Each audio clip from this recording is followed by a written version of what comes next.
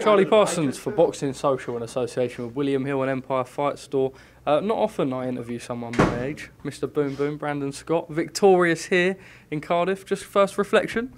Oh, what an unreal week, from Spider-Man to Superman to comedic genius at the press conference to Karate Kid to amazing boxer. Now, back to Madman. But no, it's been a crazy week. You know, I'm only 19 years old, and a lot of, you know, the stuff I do builds a lot of pressure on me anyway. You know, it does build a lot of pressure on me, but pressure makes diamonds. Pressure don't faze me. I'm loving life and I'm living it day by day. I interviewed Eddie earlier in the week, and a lot of sometimes, you know, we see these cards and we see local ticket sellers, they get out, etc. But they're not always given the opportunities to go again. He said that someone like yourself, if you haven't got the amateur background, etc., being a character is a real good opportunity for you to sort of get out there. That's what you've done this week. What have you made of it all? To be honest, I've came here to be me, and I've done exactly that. I had an interview with Eddie on the side of the ring, and I said to him, "Have you ever seen Jerry Maguire?" I said, "You're Tom Cruise, I'm Cuba Gooding Jr." And I just said, "Show me the money." So, like I said, I'm not holding back. I appreciate what I'm going to do is going to bring a lot of hate to me, but to be honest, I couldn't give two shits. If you love me or hate me, you've still watched me, so... Let's talk a little bit about the fight itself. Firstly, the Ringwalk. We were expecting something special. We did have something, I'm going to be honest, I know you could punch my skull in, semi-special. The landing wasn't quite there. I've landed that flip God knows how many times. You see me doing a Spider-Man. But I wanted to go and do it as like a try before the boxing started. Were you a bit apprehensive? Because I saw you like feeling the ropes. No, I was waiting for the song. I like to go when it goes down. I like to do it on the beat when it goes fighting the best, and I like to go then. But I underestimated how thick the rope would be. Now, let me tell you when I say that could have gone so much worse. Gavin's watching it there. When I landed it, I was going, pretend this is the floor, I was going to this.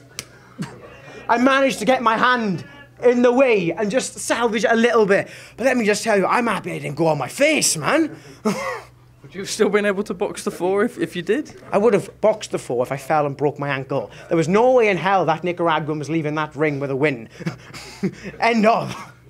I respect it. Just on the performance itself, sort of went out there very quick, sort of set the pace quite early on, but I suppose that's what you've got to do when you're going out in Cardiff, especially out in Wales and in front of your supporters. You've got to set the pace and sort of make it exciting.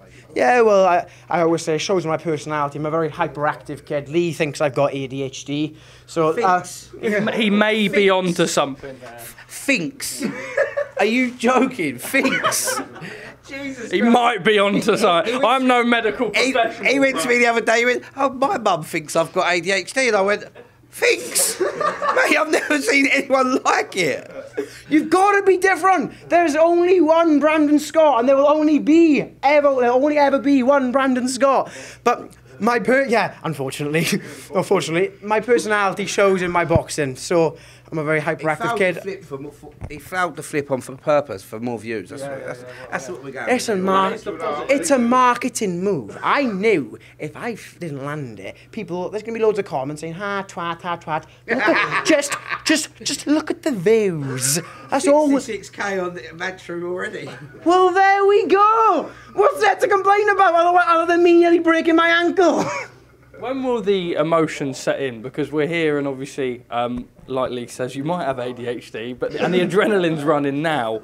But there will be a point where it sinks in. The whole week that you've had, I was just scrolling through my For You page the other day, and there was you at the press conference, 30,000 likes it was on. You don't see that from the main card fighters, let alone yourself. It's going to sink in at some point. What sort of emotions do you think you'll feel? No, this is me. What I will say for me is whether I'm playing my PlayStation, in my car, I was about to say reading a book. You will never catch me reading a book. Whether I'm just in the house, I'm always like this. So that's why I'm so happy that most people like it, you know. I'm just being me. This is how... Yeah, exactly. Yeah. The haters. I am how I am, and I'm not going to change for no one. Just finally from me, what does the future hold for yourself? Titles and money. No, look, I'm guided by Lee. Lee knows how to guide me. First thing, I need to go and work on that flip a little bit more.